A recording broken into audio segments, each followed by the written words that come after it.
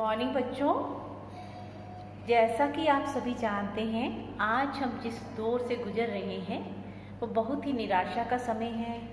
सभी अपने जीवन में नकारात्मक दृष्टिकोण लिए हुए हैं। सभी को कोरोना का भय है। बच्चे स्कूलों में आने से डर रहे हैं। कोई भी समारोह में जाने में सबको डर लगता है। तो ये सबके लिए एक बहुत ही कठिन समय है। तो आज की जो हमारी कविता है वो इसी भाव से संबंधित है।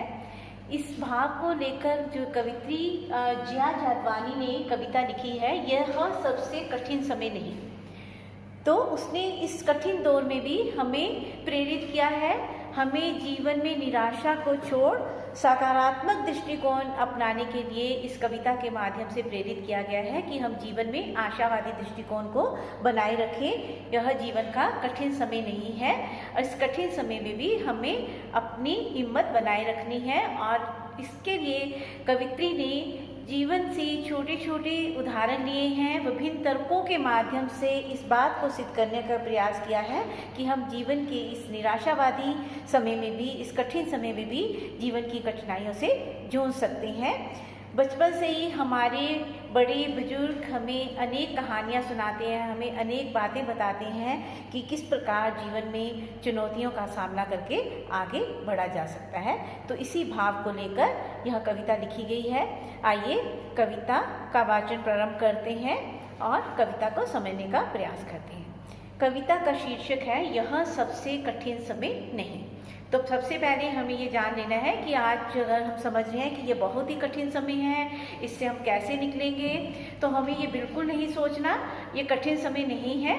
हमें अपनी जो है आस्था, ईश्वर के प्रति विश्वास बनाए रखना है। हमें आशावादी बने रहना है। हमें इस चुनौती का डटकर मुकाबला करना है। तो आइए देखें कि कवित्री ने किस प्रकार हमें यह समझाने का प्रयास किया है। नहीं, यह सबसे कठिन समय नहीं। अभी भी दबा है चिड़िया की चोंच में तिनका और वह उड़ने की तैयारी में है। अभी भी झड़ती हुई पत्ती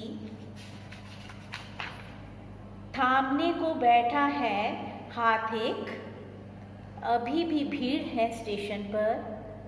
अभी भी एक रेलगाड़ी जाती है गंतव्य तक, जहाँ कोई कर रहा होगा प्रतीक्षा। अभी भी कहता है कोई किसी को जल्दी आ जाओ कि अब सूरज डूबने का वक्त हो गया, अभी कहा जाता है। हाँ, तो आइए भाव को समझें। नहीं, यह सबसे कठिन समय नहीं। तो कवित्री कहती है कि यह सबसे कठिन समय नहीं है।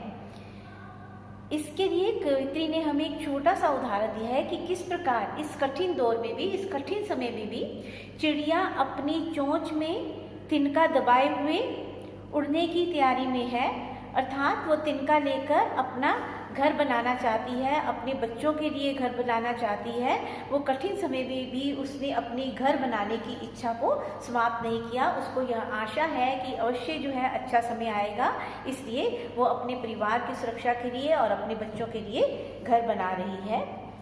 अभी भी झड़ती हुई पत्ती थामने को बैठा है हाथ एक। हाँ, वृक्ष से जब कोई जो पत्ते झड़ रहे हैं उनको थामने के लिए अभी भी कोई हाथ बैठे हैं। अर्थात जब जिंदगी की इस परेशानी में, जब हम परेशान हैं, हमारे कदम डगमगा रहे हैं, हम गलत रास्तों पर जाने की सोच रहे हैं, ऐसी स्थिति में भी हमें सन्मार्ग पर चलाने के लिए और हमें सहारा देने के लिए बहुत से हाथ अभी तैयार है। बहुत से लोग हमें सहारा देने के लिए तैयार हैं। तो हमें निराश नहीं होना है। अभी भी भीड़ है स्टेशन पर, जबकि सब जगह आने जाने की गतिविधियां बंद हैं, परंतु अभी भी रेलवे स्टेशनों पर भीड़ दिखाई देती है।